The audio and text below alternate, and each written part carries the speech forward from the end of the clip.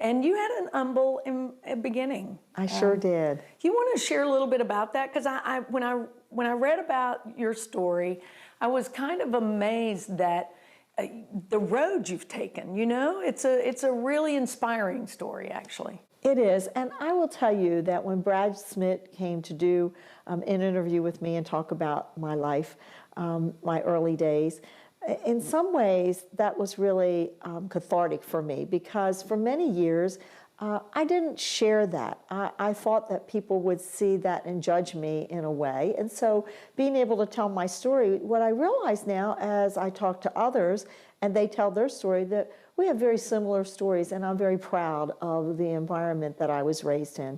I started out, for the first 4 years of my life, we lived in public housing in the inner city. And when my parents had enough money to be able to buy a small home, which they still live in today, wow. and they moved us from the city into the county, I didn't have a swing in my backyard and lots of friends to play with, as you do when you play in an alley in a public housing. And so I remember being kind of discouraged when I was really little and they moved me out of that environment, because they were where all my friends were. And I had a lot of playground equipment right there close to my house, but we moved out into the county. And at that point in time, it was a very rural area.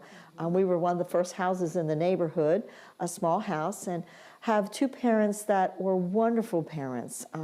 We didn't have a lot when we were children, but we had a lot of love in our house, and two parents who believed in strong values, strong Christian values. And so I was brought up in a community that was a community today that people would say is a lower income community. And I really didn't know that until I went to high school with kids who had a whole lot more than what I did.